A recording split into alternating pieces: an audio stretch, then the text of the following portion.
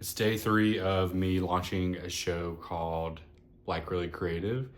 It's a show about artists and what fuels their creativity. And today I did the third interview with Moth Moth Moth, who is a performer, um, writer, musician, persona creator, community activist, and he's so amazing. We've collaborated on music, and we're going to do more collaborations with music coming up soon. And he's just so inspiring the way he sets everything up in terms of planning what kind of project to do next and the timelines of projects and the background of these projects. And that's what I love about doing the show is I'm learning ways to do my own projects and ways to get inspiration and find out what led these artists to put themselves out there, what kind of struggles they go through and how they overcome those struggles. That's always been a huge plus to me. There's always a little bit of drama in art. And I really want to get into these moments with these artists that kind of help define their art and help even hone their art, because there are ways to hone art through these struggles. And I also had my first music lesson today with a guy named Wilfred, and I found him on like a tutoring website, and I did a range test, and my low range is F sharp 2 and my high range is F4.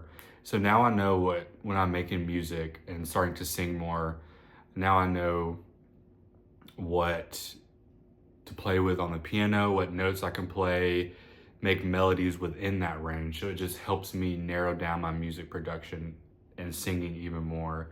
And it said I have very similar ranges to Patti Smith, which is really cool, and Morrissey, which is really cool, and then the lead singer of Creedence Clearwater Revival, John Fogerty. And so now I have more karaoke songs. I'm about to interview Emily Burkhead, and I was doing some research on her. Just so cool, like the way she does intermedia and filmmaking and makes surreal films. I can't wait to learn more about her childhood, because a lot of her work is about being queer and neurodivergent, which I can relate to. And she comes from an academic perspective, and I am self-taught through and through. And I love meeting with academics because they know their shit. They have consumed so much art and writing and reading about art that they have a really good focus that when I talk to people who are like that, it gives me ideas of ways to look at art. And that's part of the creative process, is consuming as much art as possible. And like I was talking with Javi, sometimes I might forget what I've consumed, but it's in there percolating in the background in the subconscious, and I'm absorbing it. My friend David, he calls me a sponge because I just consume and consume, and eventually it comes out in creativity and in creative ways. And I will say that since starting this show, I've been very hyper-focused, getting it launched, getting the website started, getting the proper equipment, uploading, writing copy, transcribing, editing, making little clips out of the interviews, setting up the schedule of filming. I have been feeling a little guilty that I haven't done anything like creating art, capital A art.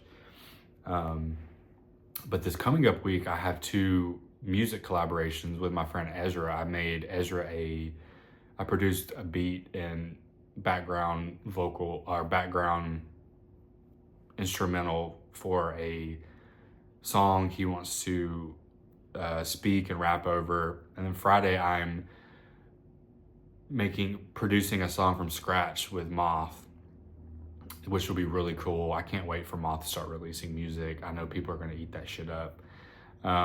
But there are some things in the works. I think once I get a good routine and figure out a good process, a good workflow, and getting this show and podcast out there more and figuring out ways to maybe upload things in a quicker way, because the uploading process to all these different platforms is a lot. And I know some people might tell me to just focus on one platform, but I want to put everything out there as much as possible. I want to see what sticks. I want to see what format sticks. I want to see if vertical works better, if horizontal works better, if captions work with it, without captions, if thumbnails. Like, this is really a testing period as I start to get more and more people to interview and more exposure.